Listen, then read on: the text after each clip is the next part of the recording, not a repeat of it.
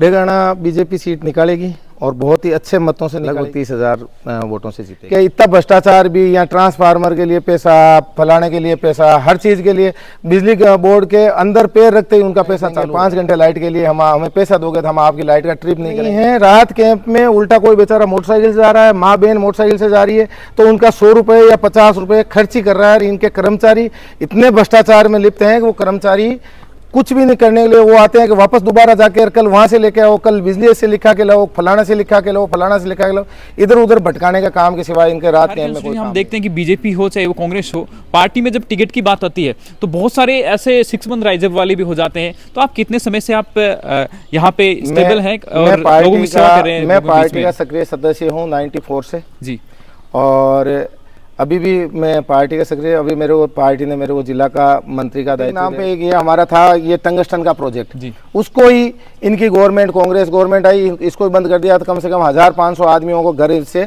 चूल्हे जलते थे, क्यों 1500 आदमियों को रोजगार मिलता था। तो उस रोजगार से पूरी डेगाना का कम से कम कुछ अर्थव्यवस्था सुधरी थी।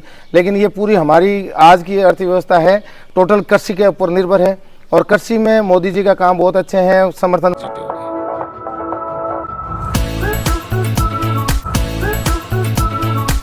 नमस्कार साथियों, मैं महेंद्र फोगाट और आप देख रहे हैं न्यूज़ 24। आज हमारे साथ डेगाना से शिव देवास्वान है। तो सबसे पहले तो सर आपका बहुत बहुत स्वागत है हमारे चैनल पे। धन्यवाद। आप बीजेपी से यहाँ से दावेदारी कर रहे हैं। आप डेगाना के अंदर बीजेपी की स्थितियाँ, आप खुद की स्थितियाँ कैसे देखते हैं खुद को? डेगाना बीजेपी सीट निकालेगी और बहुत ही अच्छे मतों से निकालेगी जी, क्योंकि पहले भी 2 बार बीजेपी बढ़िया मतों से जीती हुई है यहाँ से, और इस बार भी बीजेपी बहुत अच्छे मतों से, लगभग 30,000 वोटों से जीतेगी। मैं डेगाना में बात करूं स्पेशली क्योंकि जो पिछली सरकार रही है कांग्रेस सरकार में बहुत से पेपर लीक के मामले आए हैं, और आप एक यूथ हो तो वो सारी चीज़ें जो युवा हैं वो आपसे बिल्कुल जुड़े होंगे। वो उम्मीद करते हैं कि बीजेपी की सरकार अगर यहाँ पे आती है तो कहीं ना कहीं वो चीज़ें फिर से दोहराई नहीं जाएंगी। आप कितना आश्वस्त करना चाहेंगे उन बच्चों को, उन यूथ्स को? युवाओं के लिए यहाँ डेगाना की मेन समस्या है, हमारे नागौर पूरे जिले की ले लें, डेगाना की समस्या सबसे बड़ी है कि एजुकेशन की बहुत कमी है जी। मतलब पूरे नागौर में कमी है, उसके तहत डेगाना में भी बहुत ज़्यादा कमी है, जिसमें गर्ल्स कॉलेज अब शुरू हुआ है। डेगाना में कोई गर्ल्स कॉलेज नहीं था गवर्नमेंट की तरफ से। गवर्नमेंट की तरफ से न ITI कॉलेज है, न कोई पॉलिटेक्निक वगैरह ऐसा कोई कॉलेज है जिससे कि यहाँ के यूथ उसमें एजुकेशन करके यहाँ से उनकी प्रतिभाएं यहाँ से निकल पाए। और गवर्नमेंट कॉलेज ज़रूर गवर्नमेंट ने पिछली बार किया था, वो गवर्नमेंट कॉलेज चल रहा है बच्चों का, ठीक है, और उसमें टीचरों की स्थिति बहुत बुरी है, जहाँ 1-1, 2-2, 3-3 स्टाफ का, स्टाफ की बहुत भारी कमी है।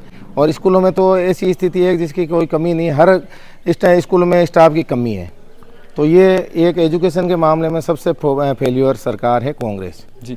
सेकंड आती है लाइट की समस्या, क्योंकि भारत पूरा ही कृषि प्रधान देश है, उसके आधार पे जो डेगाना भी कृषि प्रधान ही हुआ, और यहाँ फसल डबल क्रॉप भी है, जहाँ जहाँ ट्यूबवेल वगैरह। यहाँ पे तो खारा पानी है क्या? नहीं, पूरे डेगाना में खारा नहीं है। डेगाना के लगभग 30% एरिया में खारा पानी है, 70% एरिया में मीठा पानी है जो ट्यूबवेलों का है। वहाँ ये लाइट वाले इतने परेशान करते हैं, इतनी भ्रष्टाचारी है जिसकी कोई कल्पना ही नहीं कर सकते।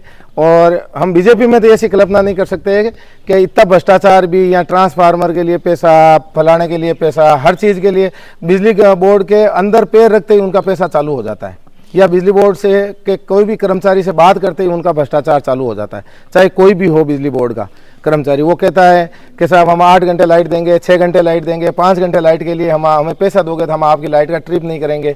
नहीं तो वो कुछ नहीं करके जैसे 1-1 घंटे से ट्रिप कर देते हैं, तो फिर वो फ्लो नहीं बनता। वो जो पानी बारिश की खेतों में पानी है, ये जो ट्यूबवेल वाला, वो पानी टाइम पे नहीं पहुँच पाता, क्यों? आधा तो सोख जाता है। 1 घंटे से यदि 15 मिनट का ब्रेक डाल दिया तो वो उसमें नालियों में सोख जाएगा।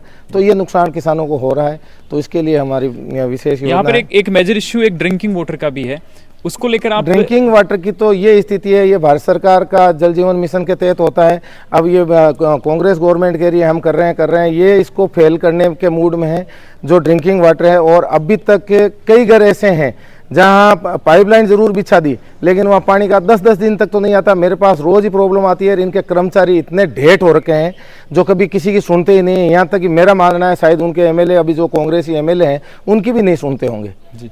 ये स्थिति है। आपको क्या लगता है कांग्रेस सरकार ने इस पिछले बजट के अंदर अच्छे जैसे वादे किए कि ये सब होगा, फिलहाल बहुत कम टाइम बचा है और इसका तुरंत इम्प्लीमेंटेशन हो, इसके लिए राहत कैंप के थ्रू लोगों के पास पहुंच रहे हैं। आपकी डेगाना के अंदर क्या स्थितियां हैं, क्या राहत कैंप के थ्रू लोगों को कुछ राहत ये एक लॉलीपॉप देने वाला है, तो ये कुछ कहते हैं ये सबसे बड़ा इनकी योजना थी कि हम कर्ज माफ करेंगे।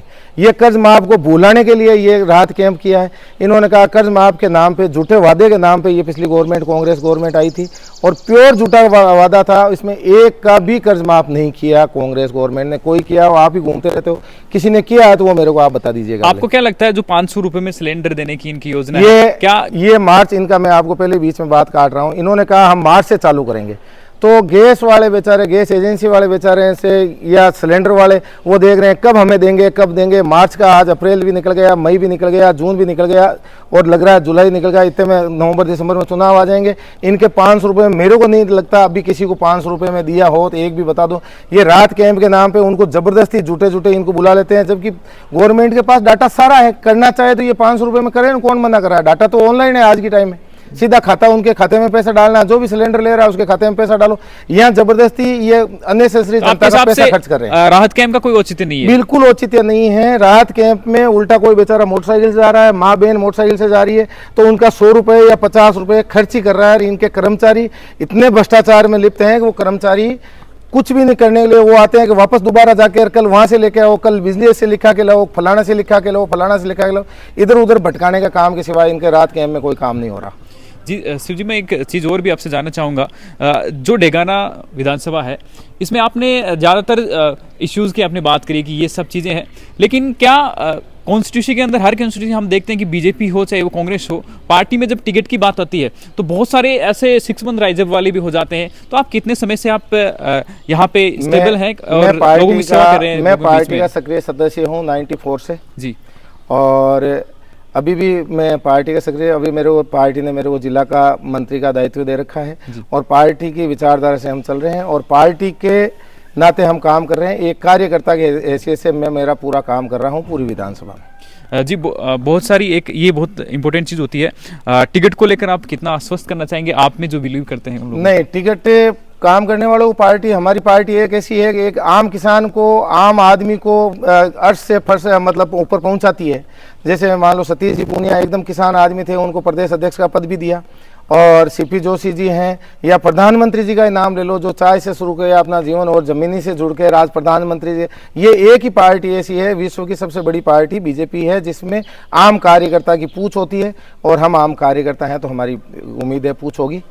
यहाँ डेगाना में मैं बात करूं, बीजेपी का कड़ा कॉम्पिटिटर आप किसे मानते हैं? क्योंकि यहाँ पे थर्ड फ्रंट भी काफी एक्टिव है, जो आरएलपी है। बीजेपी एक है और बीजेपी के सामने सिर्फ कांग्रेस है, आरएलपी का कोई यहाँ कुछ है नहीं। अच्छा, थर्ड फ्रंट है ही नहीं, कुछ ही नहीं है, डेगाना में कुछ भी नहीं है।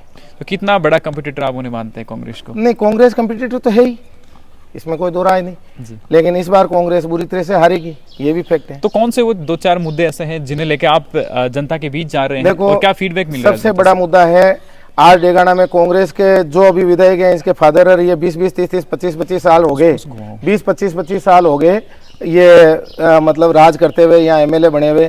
फिर आज तक इन्होंने न तो कोई यहाँ के लिए कोई इंडस्ट्री डेवलप की, एक इंडस्ट्री के नाम पे, छोटी के नाम पे एक ये हमारा था ये टंगस्टन का प्रोजेक्ट, उसको ही इनकी गवर्नमेंट, कांग्रेस गवर्नमेंट आई, इसको ही बंद कर दिया। तो कम से कम 1500 आदमियों को घर से चूल्हे जलते थे, क्यों 1500 आदमियों को रोजगार मिलता था। तो उस रोजगार से पूरी डेगाना का कम से कम कुछ अर्थव्यवस्था सुधरी थी। लेकिन ये पूरी हमारी आज की अर्थव्यवस्था है टोटल कृषि के ऊपर निर्भर है, और कृषि में मोदी जी का काम बहुत अच्छे हैं। समर्थन मूल्य ले लो और कृषि की योजनाओं ले लो, उसमें मोदी जी बहुत अच्छा काम कर रहे हैं। और फिर बेरोजगारी में ये आम युवक इतना ठगा सा महसूस कर रहा है, जैसे पेपर आउट में 1 नंबर में पूछे हैं तो कौन सी ये सरकार कौन से नंबर में 1 है, पेपर आउट करने में 1 है। दूसरे महिला अत्याचार में ये 1 नंबर पे है, पुलिस के अत्याचार आम जनता पे 1 नंबर पे है, और बेईमानी में भ्रष्टाचार में ये 1 नंबर पे है। तो कोई बिजली बेईमानी में ये 1 नंबर पे है। आप किस पे बता दो, कोई अच्छे काम में तो ये 2-3 पे भी आ जाए तो हम उम्मीद करते हैं कि ये अच्छे काम में आ जाए। ये तो 1 नंबर पे, सब गलत कामों में 1 नंबर पे कांग्रेस सरकार है आज की डेट में।